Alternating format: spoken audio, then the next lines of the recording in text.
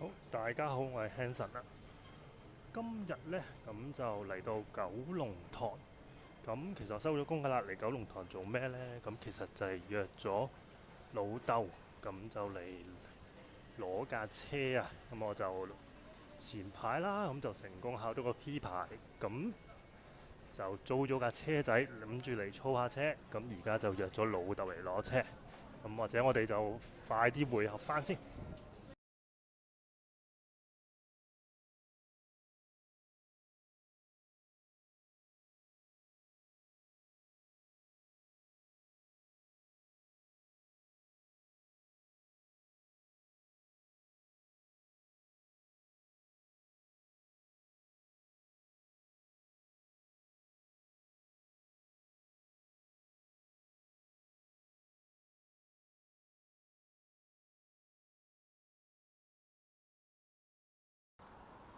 好啦，而家嚟到創新中心，就等個租車職員駛架車入嚟咁就得㗎啦。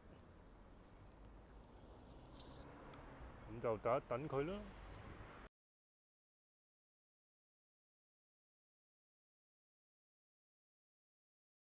門口喎，呢個門口應該係呢度啦。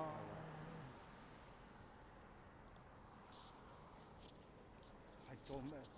好似呢啲啊，細車仔。細車仔灌波。係啊，我估好似係綠色㗎，不過夜晚唔知睇唔睇得清楚。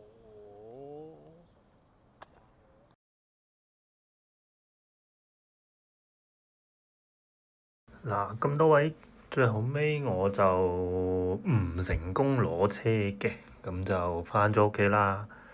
咁點解唔成功攞車呢？咁溝通上面有誤會啦。咁本來諗住租架棍波嘅車仔，咁始終學嘅係棍波。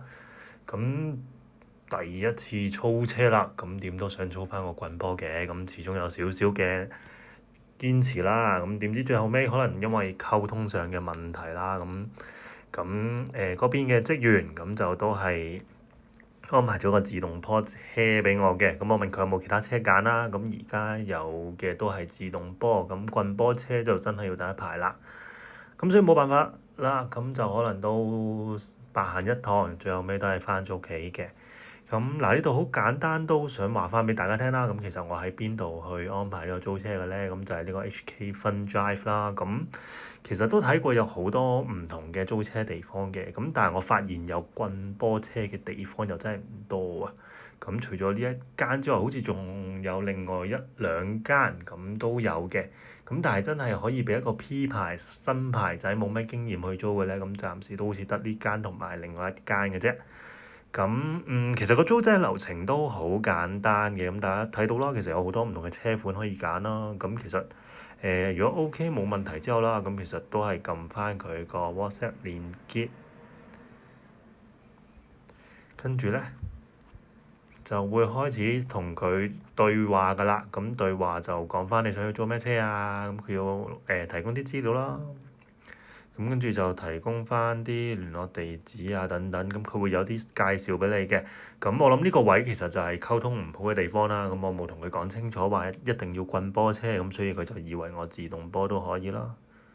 咁其實約好晒時間之後啦，咁佢都會係有翻啲付款嘅方法俾你啊。咁跟住就要有啲文件要交嘅。咁文件其實都係喺呢個畫面上面，咁就一次過 send 俾佢咁就得㗎啦。咁跟住就會安排翻係幾月幾號，咁就喺邊個地方攞車，幾點還車啦。咁呢度就有個按金要俾翻啦，咁大家可以睇一睇個明細。除咗租金之外，咁如果 P 牌嘅要加多100蚊，咁我就另外加咗個全保嘅，咁始終都係有少少唔放心咁樣樣啦。咁跟住有個按金，咁然之後總數就會計翻俾你啦。咁呢度睇一睇啦，按金其實佢會分2期去退還嘅。咁下邊都寫得好清楚㗎啦。咁就係話個按金，即係第8點嗰度嗱，按金就分2階段退還啦。第一階段就係還車3日3個工作天內退還啦。咁剩低會有2000蚊嘅，咁就係60日後。咁其實主要都係驚你可能真係揩揩碰碰啊，或者可能有啲問題啊，又之後要負責翻，咁變咗可能就會係 hold 多你呢筆錢一陣啦，咁樣樣。好啦，嗱咁今日始終都唔成功租車啦，咁因為嚟緊就我都唔喺香港啦，咁我諗下一次翻到嚟嘅時候會再約佢哋，咁就安排翻架棍波車咁今日就嚟到呢度先啦，咁之後有 update 嘅，咁我會再出片嘅，喺度就係咁先。